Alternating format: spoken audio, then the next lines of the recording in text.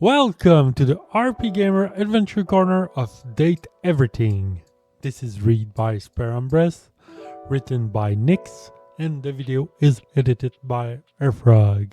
Did you know that romance is the world's most popular genre in fiction? This may come as a surprise to many, but the genre has always been able to transform and adapt itself.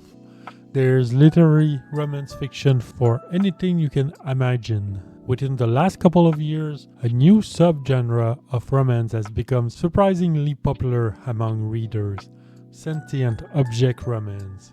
With popular authors such as Vera Valentine showing us that it is possible for a door and a human to love, anything is possible.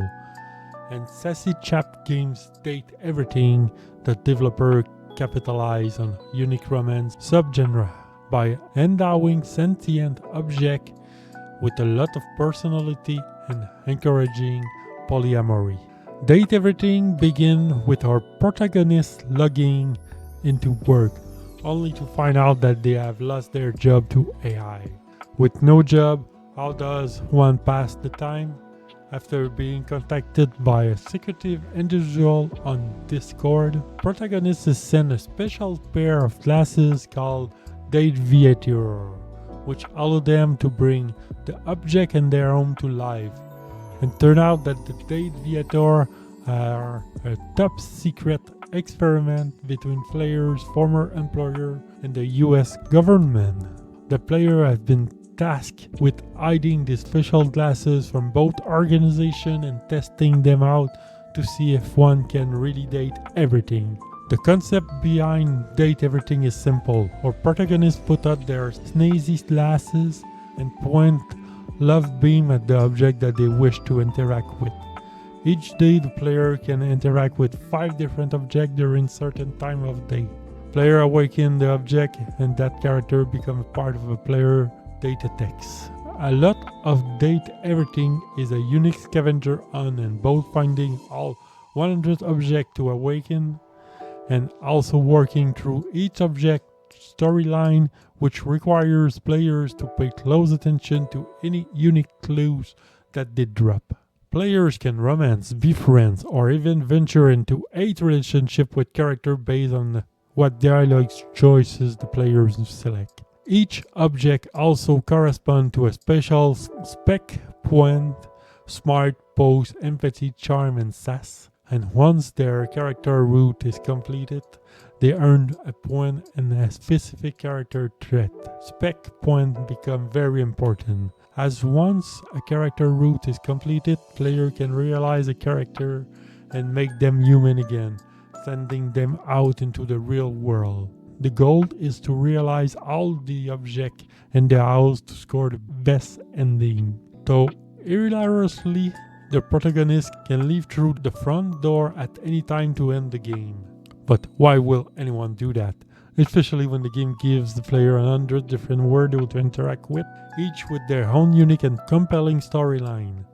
Players can work on trying to get the washer and dryer to become a couple again, or help the dirty clothing and the emperor work out their relationship issues. Perhaps one will want to spend time staring at a blank wall to meet with their existential dread. Regardless of how the player interact with each of the characters, there's a lot of fun around the house to encounter, and a ton of plotline to explore. A personal favorite plot involves helping a box on her exploration around the house to find a gemstone, and it turned into a friend we make along the way experience. There's also a shower who wants to become the next country music star, or another personal favorite, an air fryer who is in fact a cultist. Another part of the game charm comes from the fact that it's not afraid to work through difficult or triggering subject matter.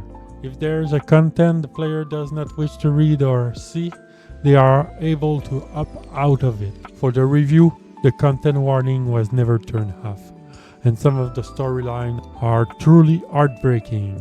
Topics explored include alcoholism, abuse, and various kinds of deep-rooted trauma. Thankfully, all of the more difficult subject matter are handled with a ton of care and compassion, and the game does a great job of allowing the protagonist to empathize with every character, or be an asshole. The game doesn't fully judge, although anyone who gets a 8 ending with Text-Bot-Chan is just not a good person. Unfortunately, there are some interface issues in Date Everything that should have been ironed out before release. When opening the data decks, there's a loud buzzer noise, and every time the player flips between entries and the ear-piercing noise persists, it makes one want to explore data decks a lot less often, since the player is greeted by such awful sound. An even worse issue involves the controller and the data decks, which logs information as player meet characters. Players should be able to use the right analog stick to scroll down and read the information they have acquired. This works with some characters, but not all, meaning it's hard to go back and retrace one step if the right stick isn't even registering the player input.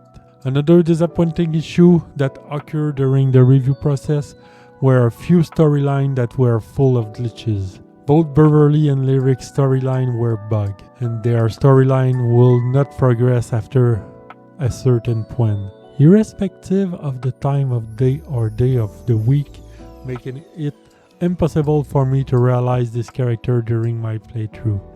While these are thankful no glitches that sassy chap has said they will patch, it was still very disappointing given these were the two characters I wanted to know more about. Although the game has its share of issues, it never failed to be engaging. Every single character has its own voice actor, and there are definitely some standout performances, particularly with Robbie Damon voicing Laugh Out Loud and awkward Elvis impersonator Johnny Splash. Dante Brasco from Avatar The Last Airbender fame also make an appearance, a sensual talking fireplace, and Songwon Show harass players with smart and sass as Doug, the player's existential dread. There truly is no bad performance in the game, and given how many characters there are to romance and sweet talk, this area could have easily been a mixed bag.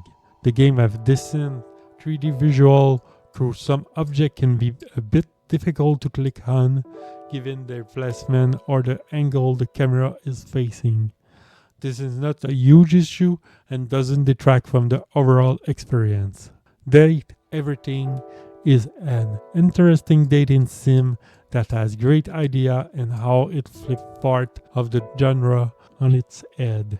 However, the payoff and some of the plotline and the performance issues that were encountered make part of the game very difficult to enjoy. While the game isn't as deep as other dating sim on the market, Date Everything stands out for being such an odd and entertaining game that, even with its flaw, come out as a charming and memorable experience overall. For more detail, hit up the link in the description below. For more video content, subscribe to the channel. Follow us on Twitch for daily stream of your favorite RPGs. Join on the discussion at RPGamer.com on Discord. And for the latest in the RPG news, head over to RPGamer.com.